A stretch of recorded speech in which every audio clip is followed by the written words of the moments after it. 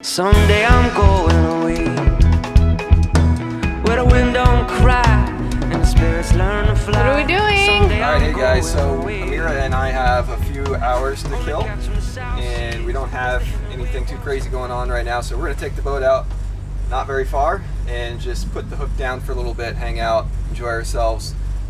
When we don't have any crazy projects going on and the weather is decent, we take out the boat as much as possible, even if it's out just for a quick hour ride or a few hour anchor out or for the night, coastal cruising, whatever. We just like to get off the dock. We don't like to sit there all the time. So we're going to anchor right inside Johns Pass Inlet, and we'll show you how we anchor the boat and good practices for doing so in an area where there's a lot of current and sometimes opposing wind.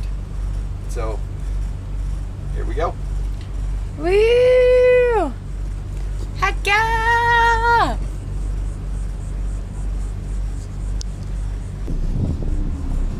Look at the master. He's picking a spot to drop the hook. Alright, so we are inside Johns Pass Inlet, and this is a popular place to anchor your boat and hang out for the afternoon. But it's also a little bit of a tricky place to set the hook, as we get a strong current in one direction or the other.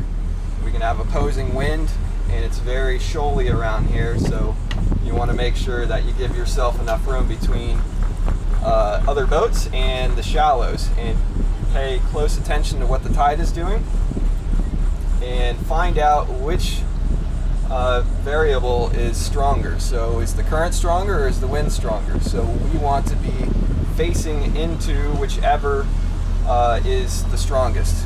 So we're sitting here a little bit, testing out if the current's pushing us back or the wind's pushing us forward. And it looks like the current is overpowering the wind. And another trick you can do is you look at the other boats that don't have a stern anchor out, and you find what way they're facing. And that will give you a good indication of what the strongest variable is. So we're going to nose right up here. We've got an outgoing tide and a sea breeze coming against it. We're going to nose up into the current, set the hook, and then we should drift back towards the mouth of the inlet and give us enough room so when the tide does drop, we don't have an issue of going aground. Awesome. So we're going right there.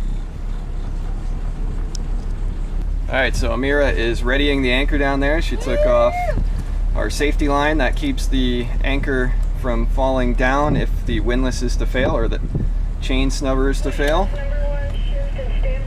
And then I'm going to use my control here to pay out the anchor. And there she goes.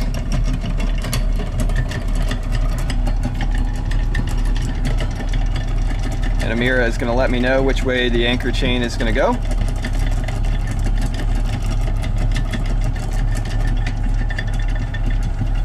We're in about, you add a foot to that one there, so we're in about 7 feet of water, which is enough for us.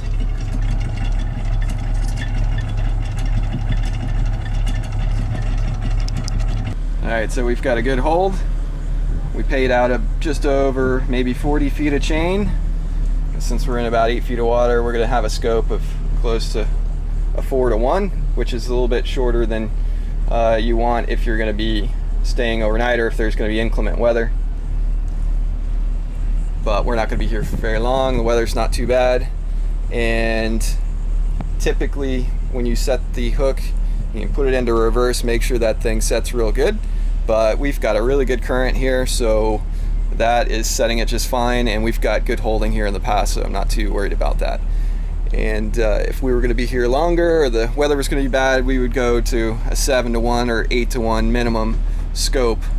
And always make sure you remember to add however many feet it is from the bow to the water to the length of chain you're putting out. And another good way to know that you're holding is you check your GPS, look at the speed, and we're at 0, so we're not moving anywhere. And then of course you can set an alarm on here, and I have an alarm on my phone called Drag Queen, which is an app that will Drag Queen! It'll let you know if you are dragging anchor. And then another cool app to have, which is for tides. I have on my phone, it is called Tide Graph, and it's really easy to use. Let me get the glare out of there maybe. And so we're on a falling tide. This is where we're at right now, and you can slide that so that you can scale forward or scale back to see what the tide is going to be at 5 o'clock, 6 o'clock, whatever, and it's going to tell you what magnitude that tide is going to be, so you can plan ahead.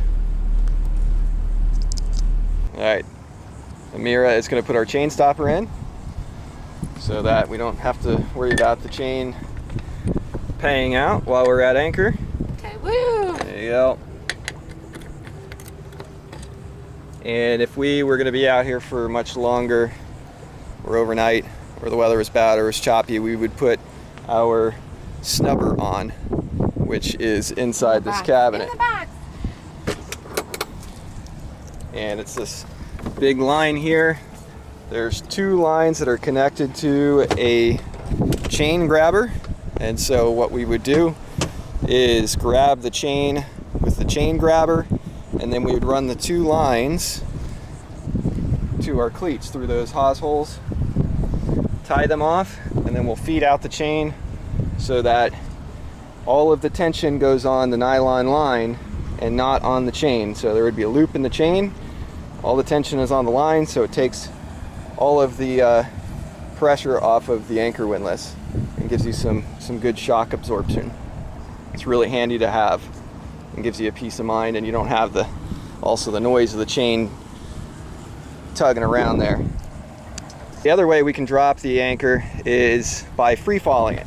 And we've got that big bar that goes into that slot, and you lefty loosey it and it will let the chain free fall out, and that's a good quick way to get the anchor to the bottom. And that is good for emergencies, or if you are in an area where there's a ton of wind and a ton of current and you need to get that anchor down as quickly as possible so you don't lose so much ground. It will get it there quickly. But if there's not much wind or current and you let it free fall out down to the bottom, what can happen is all the chain can pile up right there where the anchor is, and it can get all hung up on itself, and so the anchor doesn't set properly and you can have a problem. So in that case, you want to slowly pay it out, and if you have an anchor windlass that has an electronic control to let it out, that's the way to go in nice easy conditions. But if there's an emergency, you want to let that thing free fall down to grab as quickly as possible so you don't run into anything. And now it's relaxation time. Woo! And we are only 10 minutes away from our slip. We've got a beautiful view, and this is kind of a perfect combination with the current and wind, because the current has our stern facing the Gulf of Mexico, so we've got a nice view, and the sea breeze, so we're sitting on the aft deck, is creating a nice pleasant breeze, so we're nice and comfortable even though it's like 100 degrees out. It's hot. So life is good, and you don't have to go very far to really enjoy it. We are from the wild sea, and so to the sea we go. We are the air we breathe. We are the stars we throw.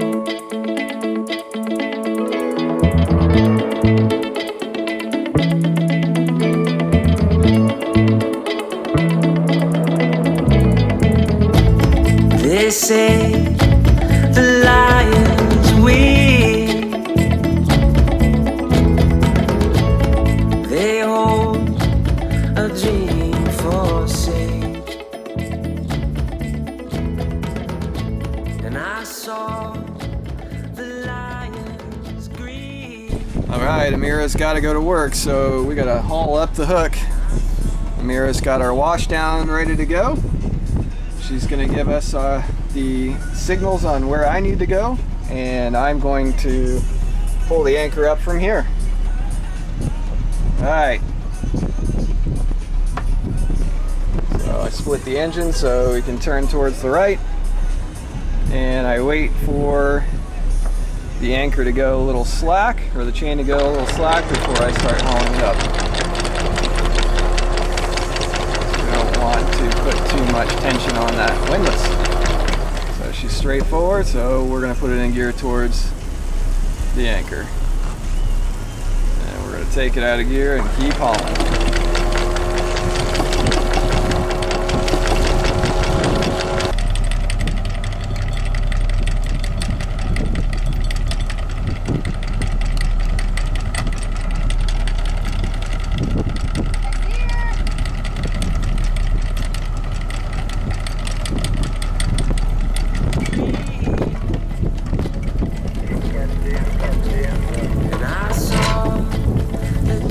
And she's home. Time to go back to the dock.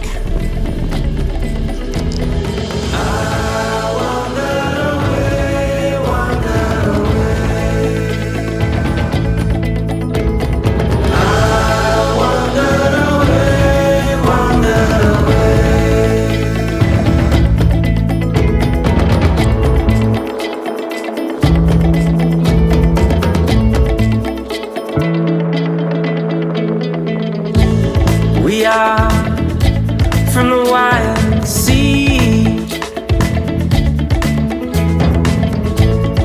the waves and the gales that blow, and so as life. Do I want a beer? Yes, you do. Ooh, what do we got? We've got Swamp Head Brewery. Oh, I love Swamp Head. They're out of Yeah. Gainesville. Big Nose India Pale Ale Nice. and Stump Knocker. Ooh, stomp. We got a stomp knocker in here. Goddamn American Pale Ale. Bitches. Okay, bye. Lunchtime.